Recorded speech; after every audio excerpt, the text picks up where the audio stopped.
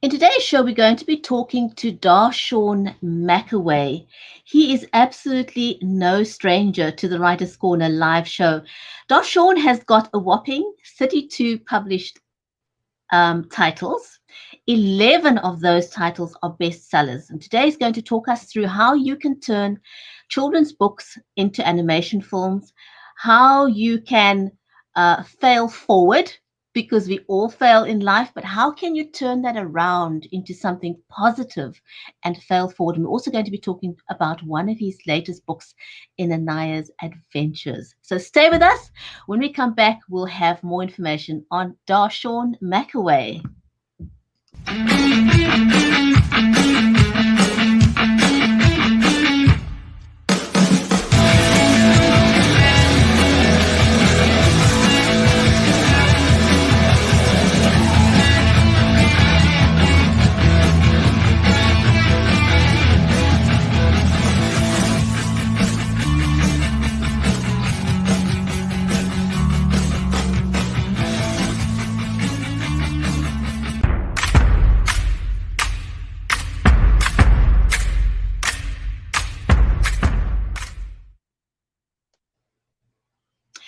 If you're just joining us, welcome to the Writers' Corner live show. I'm your host, Bridgetti Limbanda from Cape Town in South Africa. Today's stream is made possible by StreamYard, Creative Edge, and Be Live Media. A special warm welcome to you, our audience. We are monitoring the comments. This is an audience-centric show, so please feel free to say hello and where you are joining us from. In today's show, we're going to be talking to Darshaun McAway. Also, if you are new to the show, if you've never watched us before, just type new in the comments and then we can give you a shout out. So our special guest today, Darshaun McAway, is a best-selling author and businessman. His businesses include a fragrance line, a children's publishing company called babyauthors.com. He has a clothing line and a very well-known podcast. With all his successes, Darshaun still says his proudest moment is becoming a father and being a husband. He rose to fame with his best-selling children's series, Anaiah's Adventures, made available in the Walmart stores and other big retailers. But I'm not going to give away too much more about that. I actually want Darshaun to talk about it himself. So with that, let's give a warm welcome to Darshaun, shall we?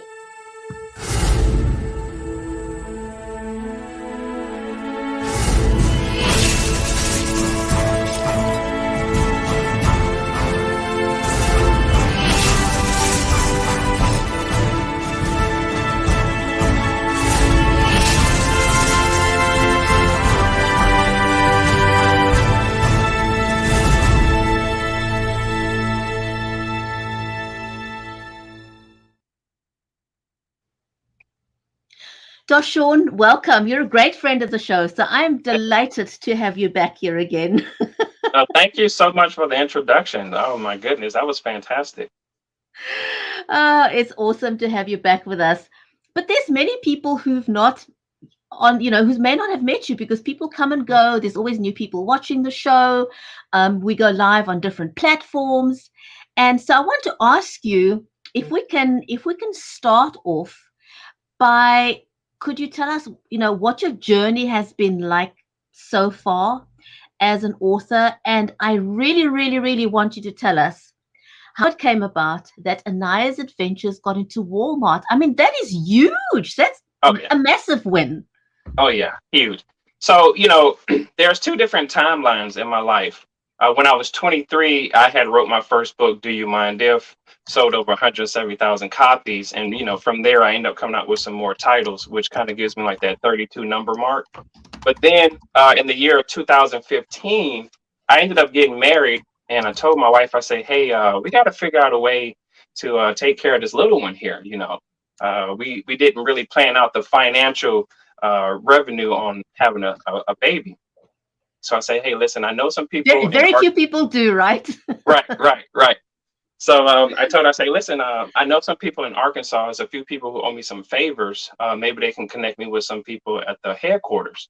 Well, those people that I knew, they no longer work there. So we had made our way to Arkansas, got ourselves situated up in the Bentonville area where the Walmart headquarters is. And I wasn't hearing back from people for weeks. So I say, listen, I got to go up there. Right. And that's a big no-no, especially in today's time. But in 2015, this is way before COVID didn't, that type of stuff that wasn't even in existence. So I go up there, I have all my materials with me, a business card, the first book, first children's book, Anaiah's Trip to the Rainbow, right?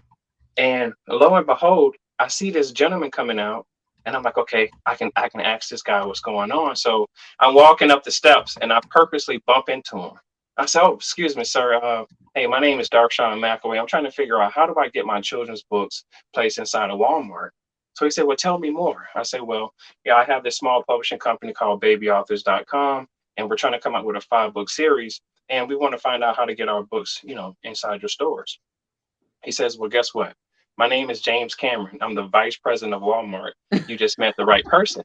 So I go, "What?" He said, you Oh know, my goodness. Like, what are the chances of that ever "Right, happening? what are the chances, right?" So he says, "Give me your business card. I'm going to connect you with the book buyer." The book buyer emails me like, 3 or 4 days later, says, "James Cameron told me you're the person that I need to know. When can we set up a meeting?" We set up a meeting like a week later.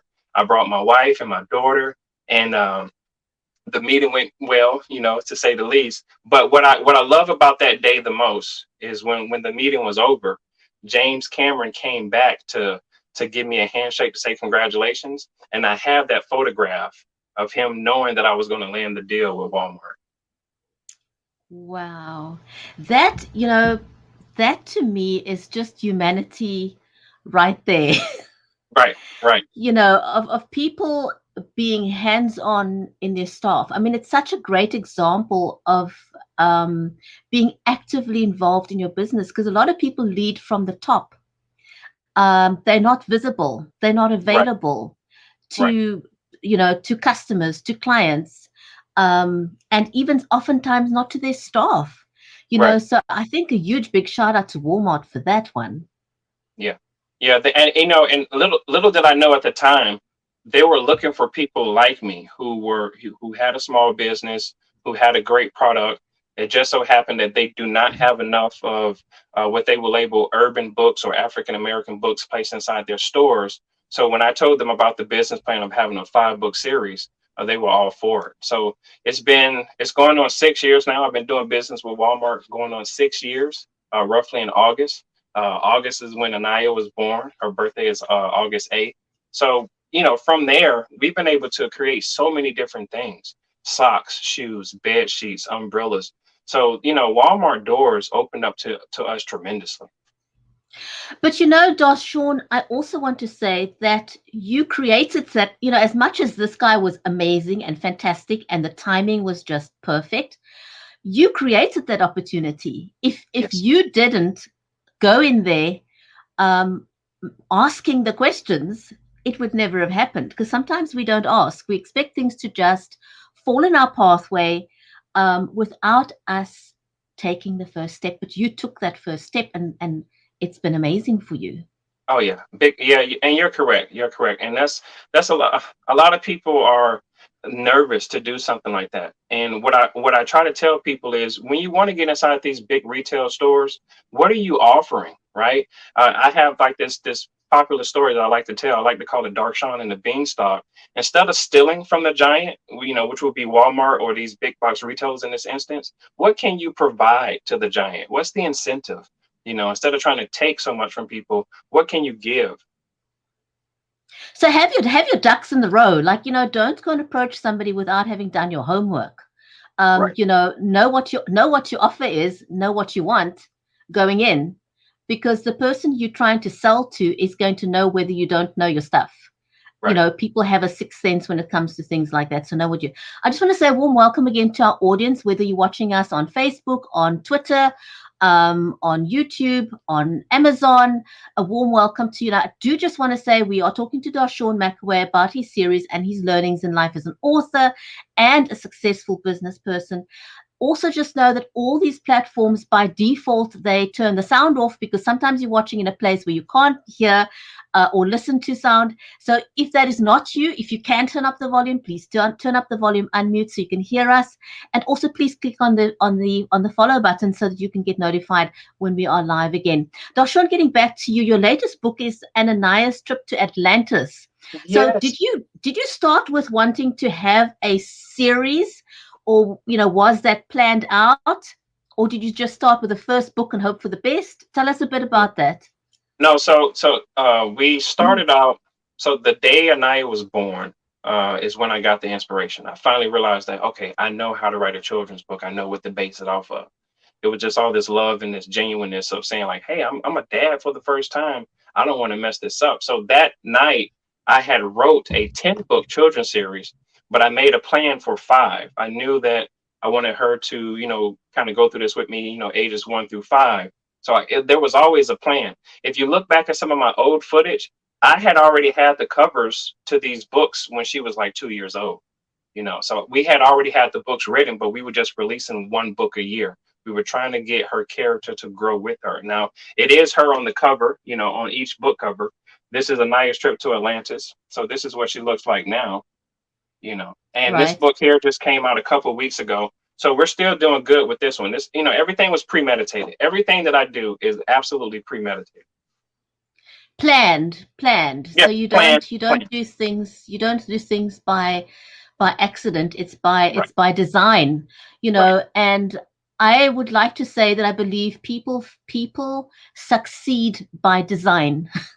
Yes. It doesn't happen by accident that people succeed. You've got to want to succeed, and follow some sort of a plan that will eventually get you to kind of success that you want. What has it been like?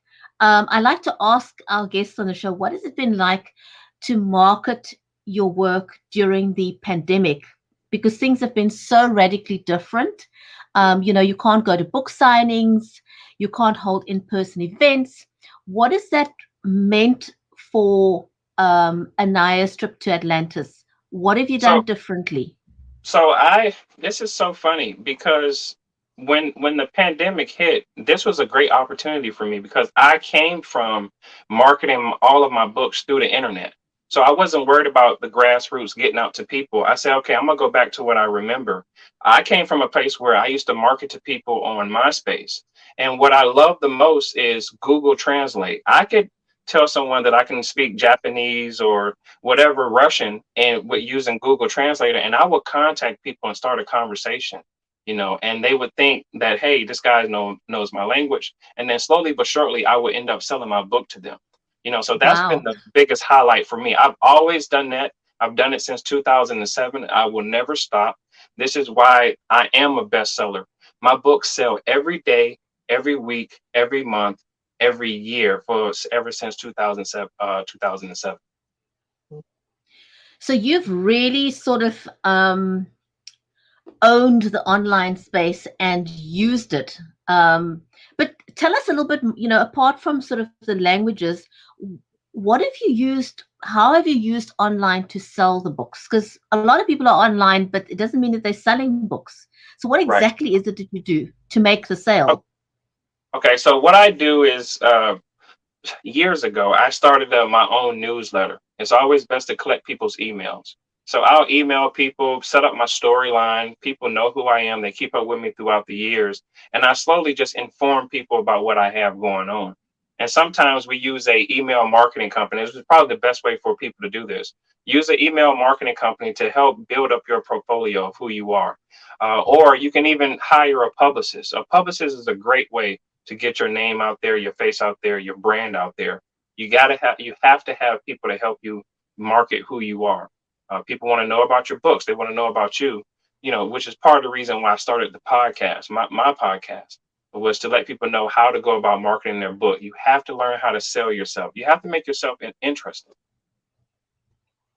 I like that you started a podcast, because a lot of people tend to get this wrong. They spend however long it's taken them to write the book, then they wait for the book to get published, and now they want to jump onto social media and they expect the book to sell. Yeah. It Yeah. it doesn't work that way. You Nope. have Not at got to have, by the time your book is published, you already have to have a relationship with your audience. all. So that whatever it is that you're offering to sell, it's not going to matter because that you already have the relationship. Right. And that's very important. And I'm glad you touched on the social media aspect. You have to get out there to the people as much as possible. This is the time that we're in with social media. So make yourself, brand yourself. I call it brand correctness. Instead of being PC, I call it BC. Be brand correct. Stay on brand about who you are and what you're trying to do. Have a conversation with people. Pop on lives here and there. Give out your personal info, well, your business information, so people can reach out to you. And trust me, you'll develop a great relationship with people who saw you from the beginning and the rise of your success. That's a very interesting and important point that you just made there about branding yourself online. Because I often see people make this mistake and they think that they can have a dual personality online. You know, they say, well, this is me and that's my business. But in the world that we live in now, it doesn't work that way. No, You not at know, all. you are your brand. Yeah, There's no one me this and one me that. So whatever you do online, you know, you need to be cognizant of the fact that people are going to see you as one being. Not they're not going to make the separation between you and the business that you represent. So you're always branding yourself. There's no off time. right, right. Always. You because that's what people see, and you're right. Whatever you put out there, that's what you're going to be associated with. I remember when YouTube was, just getting started, and I realized, I said, a lot of people are doing a lot of goofy things, and I don't think they realize that that digital footprint is going to be out there for a while, and whatever people gravitate towards you is what they stick you with. Absolutely, absolutely. But you didn't just stop there with those marketing efforts and selling, hard copies of your book. You've also stepped into the space of animation. Yes. How's that going? How's that going? And why So, did you step it? Why did you step into animation? What was it that piqued your interest? well, so the biggest thing about animation, especially with this series, was still to this day, there are not enough children's stories that talk about African American children's stories, if you will. Mm. There's a lot of stories out there, a lot of characters, but it's not a story about a father who's actually doing what I'm doing in his real life, trying to pursue happiness in a sense. But in that pursuit of trying to get to happiness, you kind of neglect your family at times, So we knew that we wanted to do an animation, but it's so difficult to get the animation rolling because it's so many people that have to be a part of it. And I think that's an aspect that we also sometimes forget is that we're not alone in this world. We need to work on having a network of people that can help us, and there's nothing wrong in asking for help. Yeah. It's not a sign of weakness to ask for help. And the interesting thing I've always found is that when you step up to someone and say I need help, very few people will say no. Almost never. People love it when you come up to them and say, hey, I'd like to get this book out, could you help me? Yeah. People are not going to say no if you just take the first step forward and actually help them. So when do you think that the animation will see the light of day? Well, so here's what happened. We had a huge Netflix and Hulu deal on the table. And this is why I Mhm. always talk about being transparent when you're doing business. The production company that we signed a non exclusive deal with in order to make the Netflix and the Hulu deal happen, they weren't being transparent with us. They ended up going out of business, right? So when you partner with somebody and they go out of business, now you're left on your own because that production company, they have all the contacts and the resources. And unfortunately, me just being an author, I'm not privy to have those contacts, which is why a lot of people get with entertainment lawyers. Because if a production company did like what they did to me, I would say to my entertainment lawyer, which I didn't have at the time, hey, can we still talk to Netflix and Hulu and try to work this deal out between us? But that Hollywood scene, it's so different from just publishing. It's a whole different ball game because there's so much money attached that those companies, they want to purchase the rights from you and just move you out of the way. And that's not what I was all about. I really wanted to make sure that the story sticks to the point, and the character looks like the character. So I think for us, we're still working on it. I'm connecting with some more people now. Some people such as Floyd Mayweather. I'm trying to see if he'll be interested in being an executive producer of the brand and see what we can do from there. So it's the wheels are still turning. The storyboard is out there, the storyline is out there, but I just trying to sell it to the right person. So just to repeat what you said now, if you had to do this over again from the start, Yeah. what are the things that you'd have in place first? So the first thing I would have in place is the story, like your story, the storyboard, the plot, the whole line of it, right? Mainly the storyboard, and also having an entertainment lawyer. Entertainment lawyers are well connected and they know how to guide you into that industry. And what the film industry notices about a person that has an entertainment lawyer is that you're of great representation, you're legal. This lawyer, vetted you properly. So I would do that. I tried to skip a step, to skip over the lawyer and go directly to a production company. But I see now if a company goes out of business, I'll still have my lawyer. That is a good learning. Sometimes we think we'll take shortcuts. I read something the other day which I thought was actually quite profound. A guy said, he's a photographer, and when the client said to him, well, how much do you charge? And he says, well, I charge 10,000. And the client said, goodness, that's a lot of money, and he said, well, how much do you think you should be paying? And he says, well, 150. And the photographer says to him, well, for 150, I'll teach you how to take your own photographs. And the person says, fantastic. And he says, but before we get started, you will need to invest in a DSLR camera, which costs X amount. You'll have to invest in a lens, which costs X amount. You'll need a tripod. You'll need this, that, and the other. And the person quickly realized, whoa, this is like 3 times the 10,000 he was talking about. Yeah, that's exactly right. You have to, the biggest thing I like to tell people is the way to invest in yourself is about your ideas, not so much into like investing into the market, but investing into yourself, buying the right, equipment. If you can take your time and research it, there are plenty of free videos and free advice of people telling you how to do it the right way so you can be successful. So start with good, research is everything. Do your homework. Darshaun, I want to move on to actually the sort of writing process. How do you write a compelling story? Because we all speak English or whichever language we write, and we all know how to write. But writing a compelling storyline and being able to get your work out to print is not as easy. So Right. do you have any tips or suggestions that you're willing to share? Oh, absolutely. Listen, it doesn't matter what genre it is. The best way to tell a story is from your own personal experience. And when I say experience, I'm talking about dealing with your own imagination. You have to stay inside of your mind when it comes to writing. When I first started writing poetry, I spoke about my heart being broken, and that came from a true place. So when you read it on paper, you go, I understand where this young man is coming from. So fast forward years later, I go, well, listen, I want to tap back into my childhood. I want to find out what it is to play again. And now I have a little person I can play with, and I can show her how to do certain things. So I tapped into that. So with our children's book series, they're just fun. So I tapped into my fun side.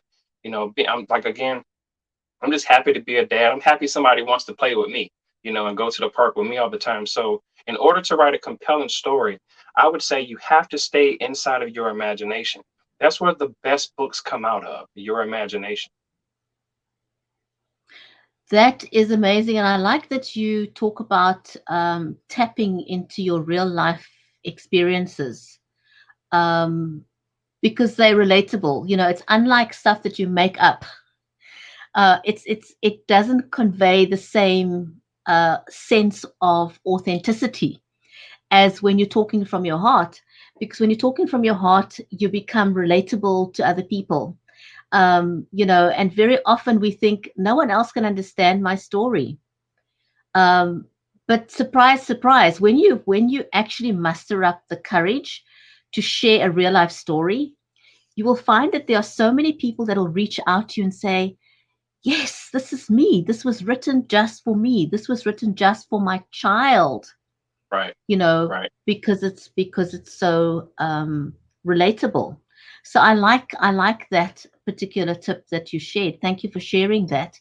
And so once your book is actually, I'm going to put you on full screen for a second because Okay. I want people to see those books. They are gorgeous books. So to what extent were you sort of involved in designing the covers? Okay. So I'm involved in every aspect of these books. What happens? What we were doing was the first book. Anaiah didn't have any say so. It was just my wife, and we were just trying to figure out, okay, how do we make this give it a commercial appeal? And then Right, the second book, we decided to say, okay, well, let's show Anaiah how to do this and kind of work with the software with her, and she's right. real familiar with it. So I started letting Anaiah basically pick the font and the color of the font and what's going to happen, with the pictures.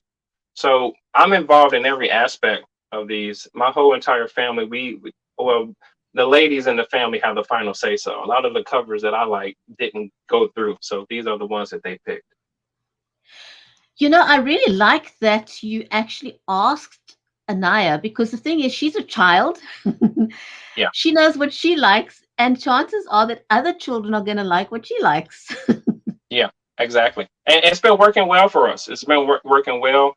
She designs the shoes, the socks, the umbrellas. I show her how to work all the software, and I have her pick the best image that she wants to see out there. So everything that I do, I just have to plan for, but I kind of let her approve everything after that. But aren't you teaching your daughter great business skills at the same time? Yes, yes. Great business skills and also how to be a competent communicator. That's the biggest thing that I want her to be able to do is to be able to say what you're going to say, be confident about what you're going to say, and be responsible about what you're going to say. So yeah, she's becoming a great business person.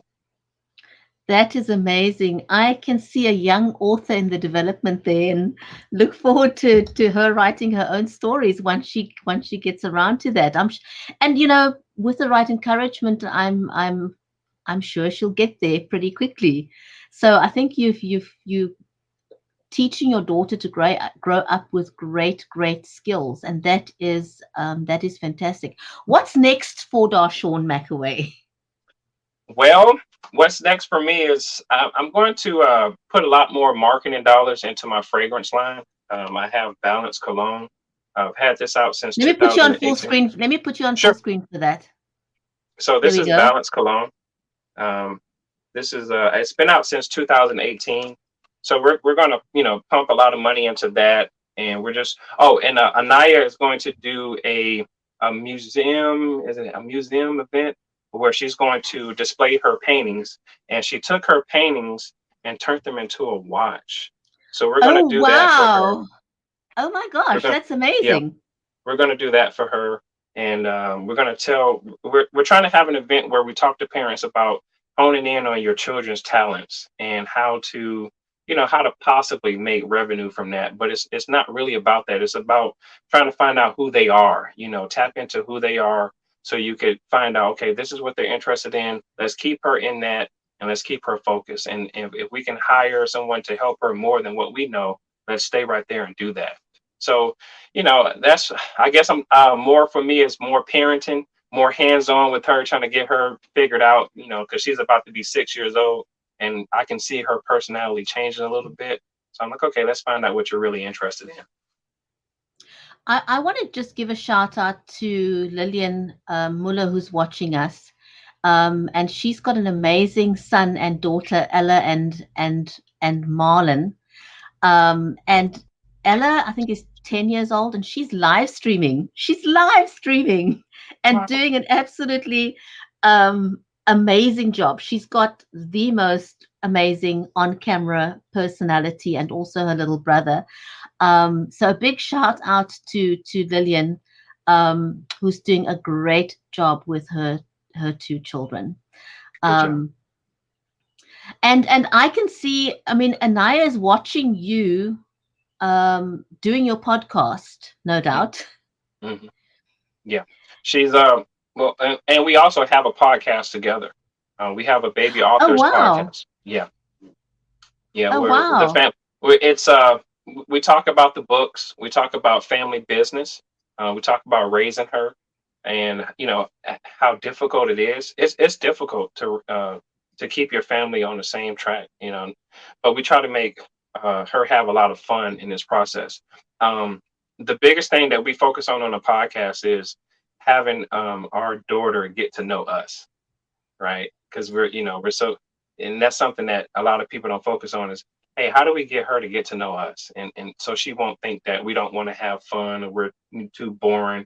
We're trying to explain to her like, hey, this is what we go through, and we know you're trying to have fun, but you need to kind of get to know us a little bit too. And I think, with the podcast, you sort of able to, because you're talking to the world, you're able to step out of that sort of mommy and daddy mode that you generally would be in. Yeah, And so she's getting to experience you the way other people would experience you.